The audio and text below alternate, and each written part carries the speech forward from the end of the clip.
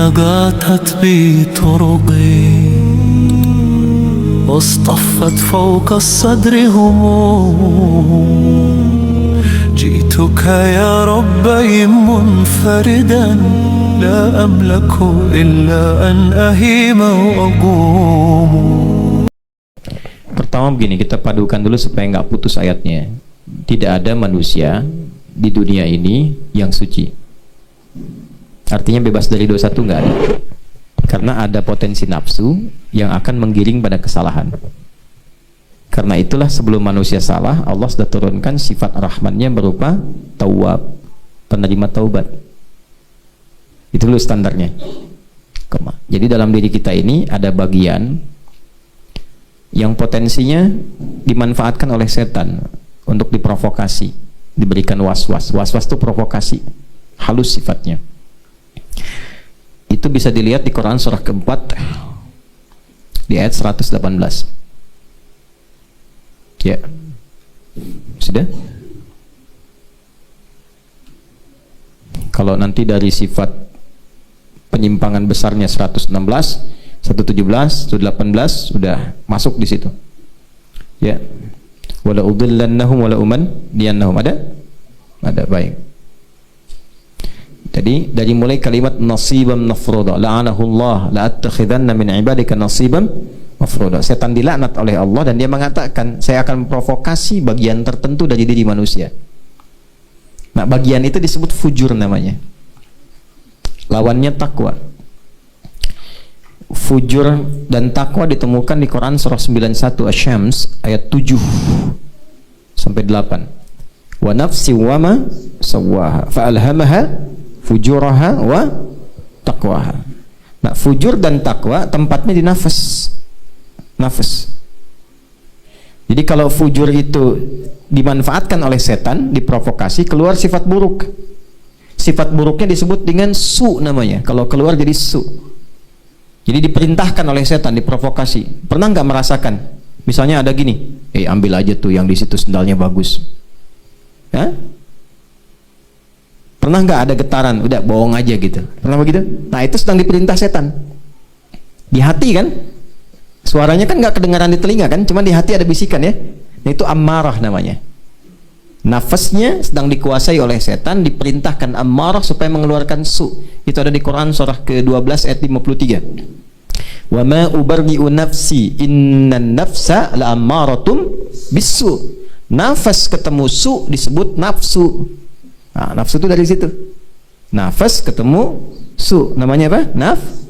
Nafsu. Nah, nafsu ini dikuasai oleh setan. Wala udillannahum, kembali ke An-Nisa, aku akan sesatkan manusia, kata setan, dari nafsu itu. Wala umanniyannahum, dibikin menghayal, banyak menghayal. Lagi kerja menghayal, lagi ngecor ngayal. Ya, ngayalin, ngecor. Wah, gimana kalau ada emas di belakang sini? Wah, udah tahu ngecor ada emas. Ya, udah ngebor macam-macam itu dimanfaatkan tuh supaya nggak fokus. Sama sholat juga bisa menghayal. Jangan dikira sholat nggak menghayal. Tadi berapa tadi yang menghayal tuh waktu dibacain? Kemana-mana pikirannya itu. Itu ada hadisnya. Sampai lupa berapa rakaat sedang menunaikan sholat. Ada. Nah, itu ada. Itu sudah janjinya setan. Kalau Quran sebutkan pasti terjadi, Pak. Puncaknya berbuat maksiat. Gitu. Maksiat itu artinya melampaui batas yang ditentukan. Batas mata memandang yang baik, dilewatin maksiat. Ya, batas telinga mendengar yang baik, dilewatin yang baiknya jadi buruk. Nah, kalau sudah melewati batas yang baik, kelewatan, itu disebut dengan togo namanya. Jelas? Pelakunya disebut togin, kalau jamak disebut togut. Nah, jadi saya mulai dari togut dulu, Pak, karena di situ ada kalimat togutnya. Ya, togut itu segala yang membuat kita melampaui batas. Apapun itu, baik itu nafsu ataupun sekitaran kita misalnya. Bekerja bagus, tapi kalau pekerjaan melampaui batas sampai lupa ibadah, nah itu jadi togut pekerjaannya. Ya, asalnya begitu.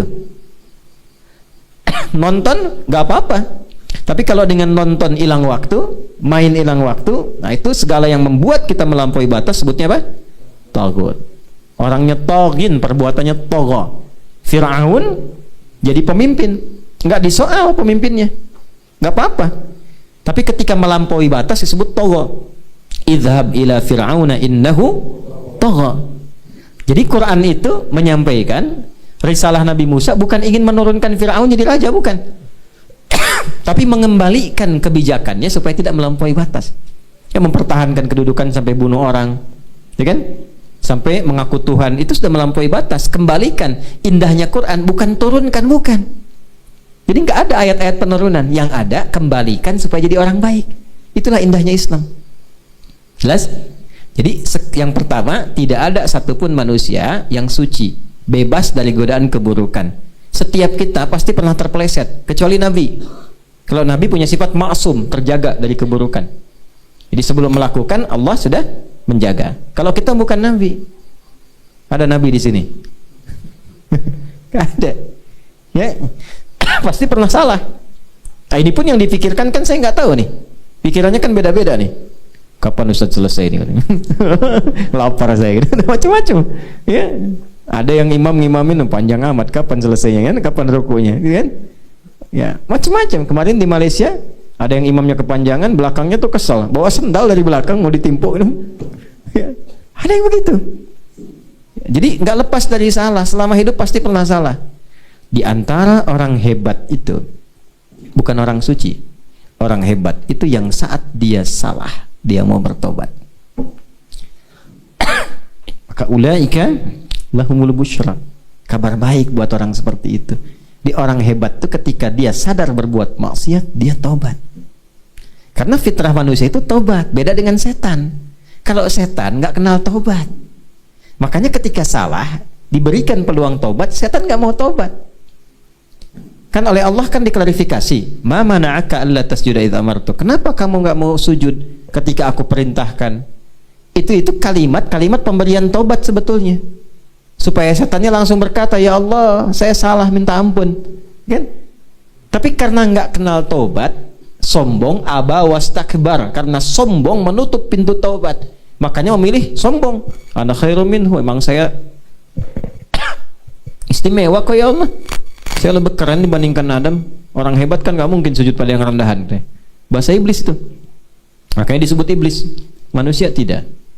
Adam oleh Allah diberikan izin untuk salah agar menunjukkan sifat taubat bagi anak-anak cucunya yang bukan nabi. Kalau Nabi Adam kan nabi, mudah bagi Allah untuk mencegah jangan makan tuh buah khuldi. Tapi diizinkan supaya keluar kalimat taubat, dibimbing nanti untuk anak cucunya yang bukan nabi. Makanya setelah Adam itu berbuat salah, kan dikonfirmasi kalau ngaji kitabnya lancar, itu kan nanti begini, kan udah aku larang Adam, kenapa dimakan juga? Aku nggak ngira ya Allah kalau ada yang bersumpah atas namamu kemudian bohong, gitu. Kan iblis bersumpah atas nama Allah. Dam, sebenarnya kamu nggak boleh makan ini supaya nggak jadi malaikat kekal di situ demi Allah, gitu tuh. Itu iblis tuh sumpah. Nah, Adam tuh kan polos waktu itu karena baik kan, ya Allah, saya tuh nggak tahu kalau ada makhlukmu, hambamu yang bohong menyebut namamu, kan? Ya kan? Diizinkan oleh Allah, cuman prosedurnya tetap, dan prosedur tetap berlaku, tetap salah, cuman diberi kalimat taubat, diampuni. Makanya Al-Baqarah ayat 37 kan, fatalaqqa Adamu min rabbih kalimatin fataba. Nah, dibimbing kalimat taubat, itu tuh untuk kita. Apa kalimat taubatnya? Di Al-A'raf ayat 23, Rabbana zalamna anfusana wa illam taghfir lana wa tarhamna lanakunanna minal. Nanti kalimat tobat itu banyak. Tobat dari pembunuhan ada doanya. Tobat salah karena musyrik ada. Ya, tobat karena baru berbuat maksiat, langsung diberikan oleh Allah petunjuk. Ini saya agak panjang dulu rekannya nih, ya. Nah, jadi di sini orang-orang yang berbuat salah dan bertobat itu lebih dicintai oleh Allah dibandingkan orang soleh yang tidak pernah merasa salah. Orang yang pernah salah lalu bertobat itu lebih dicintai oleh Allah. Itu ada di Quran surah kedua Al-Baqarah ayat 222. Gampang, 222. Surat 2 ayat 222. Tuh. Ini bukan waktunya kampanye, jadi aman saya nyebutkan tuh. Nah, surat ke berapa? 2 ayat berapa? 222. Tuh. Innallaha yuhibbut tawwabin. Sungguh Allah sangat mencintai para pelaku taubat. Nah, itu berita gembira, Pak. Ulaika lahumul busyra. Nah, kalau sudah taubat cirinya apa? Merubah diri. Jadi lebih taat. Nah, orang taat itu digambarkan dalam Quran, apapun yang Allah perintahkan siap. Siap. Nah, kalimat Qurannya sami'na. Keren? Makanya tadi di Al-Baqarah di akhir kan dibacakan sami'na wa ata'na ghufranaka rabbana wa ilaikal masir. Ilaikal masir. Sami'na. Makanya di situ diteruskan yastami'una al-qaula. Ya kan? Jadi apapun yang Allah sampaikan mereka ikuti. Turun ayat salat, mereka salat. Turun ayat puasa, mereka puasa. Qauli di situ kan firman, Pak. Ya, kalau dijelaskan oleh Nabi disebut dengan hadis. Jadi apa yang disampaikan Allah, sampaikan Rasul, mereka ikuti. Kata Allah salat, salat dia.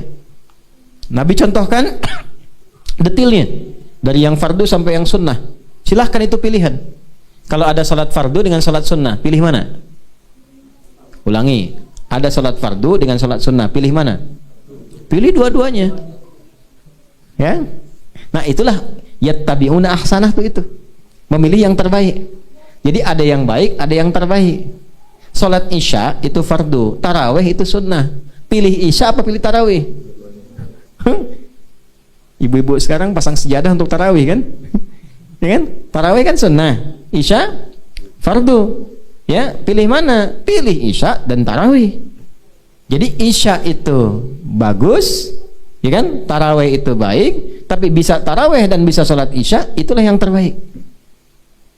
Sama, fardunya kan 5, tapi ada rawatib, ada sholat duha. Kalau bisa kita kerjakan, itu ahsanah namanya. Itu Pak ya? Zakat itu wajib, infak sunnah. Bapak bisa zakat, itu biasa karena kewajiban. Tapi kalau bisa infak, itu ahsanah namanya. Jelas ya? Baik, jadi di sini kita urutkan dulu, nggak ada orang yang suci sifatnya, pasti pernah salah. Di antara sekian yang salah adalah orang tobat, orang mulia. Ciri orang yang tobat diterima dan dicintai oleh Allah, dia senang merespon apa yang Allah sampaikan. Ada ayat sholat, pengen sholat. Ada ayat puasa, pengen puasa. Dan dia berusaha menempuh yang terbaik di balik semua firman itu. Maka kalau ada yang melakukan demikian, itulah yang disebut dengan ulul albab. Apa artinya ulul albab itu? Albab itu jama' dari kata lub. Tahu kelapa nggak? Ya, kelapa. Kelapa paling mahal tuh di Tapos. Tuh. Satu pohon 2 karung beras. Kelapa tahu ya? Ya. Kelapa ada kulit luarnya kan? Selabut ya. Setelah itu ada apa? Batok. Setelah itu dagingnya. Tahu nggak di dalam kelapa yang paling dalamnya itu ada yang halus. Pernah makan kelapa kan? Di dalam itu ada yang halus betul, ya. Yang lembut, daging lembut dalamnya. Nah, itu lub namanya dalam bahasa Arab. Intinya, inti sesuatu. Jadi ada orang yang memahami inti sesuatu. Ya, tahu dia jalan hidupnya. Sholat, bagus sholat. Kalau antum masih sholatnya fardu, itu masih dagingnya. Tapi dia kalau mengerti tentang manfaat sholatnya sampai dikejar sunnahnya, tahajudnya, itulah lub, dia tahu inti kehidupan. Tahu sesuatu. Kenapa saya harus wakaf? Tahu manfaatnya apa? Itu lub namanya, ulul albab. Ya. Ya? Nah, jadi kalau cuma sekedar memenuhi kewajiban sholat, nah itu baru batoknya. Ya kan? Kalau lambat-lambat serabut tuh. Ya. Tapi kalau belum dipanggil sudah datang, itu ulul albab. Ya, di ulul albab itu tahu esensi kehidupan. Makanya yang diikuti ahsanah, Pak. Jadi ulul albab itu selalu ingin jadi yang terbaik. Kalau jamaah yang terbaik, kalau infak dengan harta yang terbaik. Yang terbaik itu nggak harus banyak. Ya, bagus itu termasuk yang terbaik. Anda punya 100.000 2. Mau infak nih, lewat kotak. Kotak itu bukan mobil-mobilan ya, kotak infak. Ya, dia bukan netet begitu. Niatnya mau infak salah satunya tuh, salah satunya. Jadi ada yang 100.000-nya yang masih segar, bagus tuh. Ada yang udah lecek, the kill of the kumel. Ya kan? Megang aja kita nggak enak tuh. Yang dimasukin kotak tuh yang lecek atau yang keras? Nah, itu kalau yang lecek masuk bukan ulul albab namanya. Nah, kalau yang dimasukin yang paling bagus, itulah ulul albab. Yang bagusnya. Ya? Dari mana taunya? Al-Baqarah 215. Yas'alunaka madza yunfiqun qul ma anfaqtum min khair. Dijawab lagi nanti di ayat 267. Wala tayammamul khabitha minhu tunfiqun. Ya? Walastum bi akhidhihi illa an tughmidu fi. Kalau mau infak, mau ngasih orang, jangan yang jelek kualitas, yang Anda lihat aja nggak enak. Ya? Ini makanan kayaknya udah kurang enak, kasih aja tukang depan tuh. Kasih tukang enak aja. Kalau mau ngasih yang paling enak sama, jangan dibedain kita Quran gitu. Itulah indahnya Islam. Ya, Pak ya. Jadi kalau ini makhluk mukhalafahkan orang yang berbeda itu tidak terlibat. Hidayah banyak jenisnya. Hidayah banyak jenisnya. Ada hidayah untuk meningkatkan amal soleh. Salah satunya itu. Ada hidayah untuk taubat.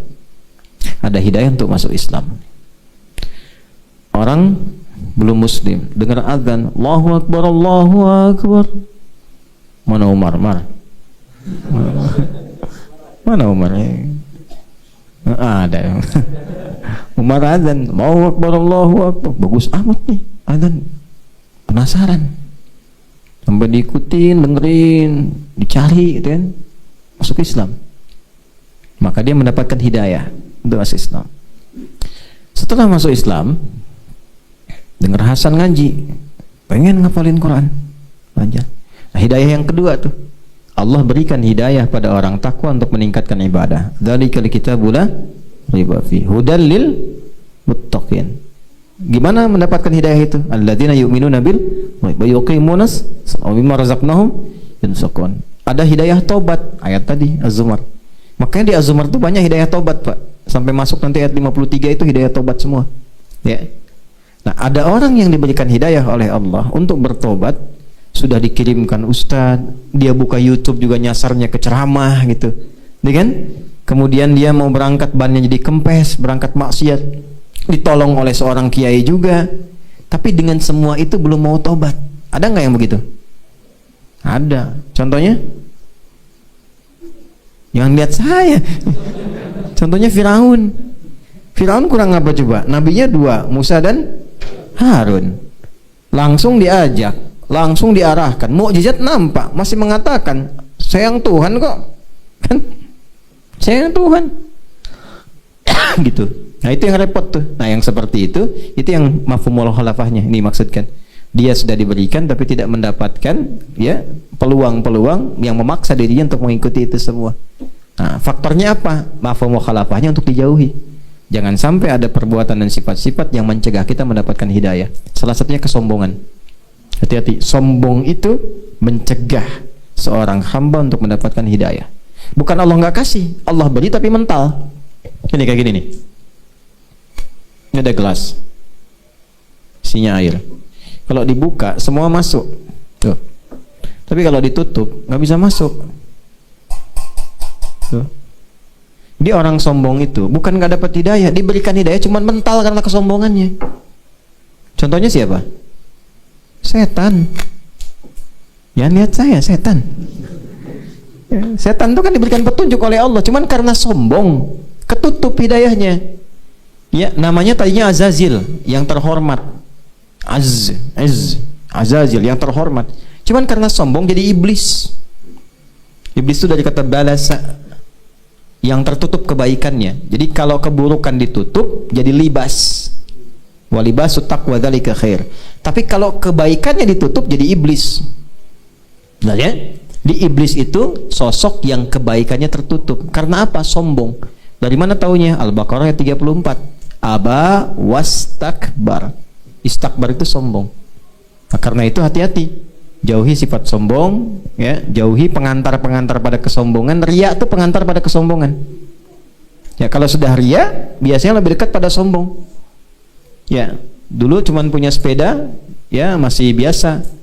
Begitu sudah punya motor yang keren, itu kan, wah ngalahin Marquez, bisa puter-puter, pajang-pajang macam-macam. Tadinya cuman buat pajang aja, ganti profil. Ya lama-lama mulai ada kebanggaan, setan masuk jadi sombong. Muterin komplek, ayo ke masjid yuk, bom bom bom bom, padahal ini motor baru saya gitu ya. Jelas Pak ya, saya kira ya.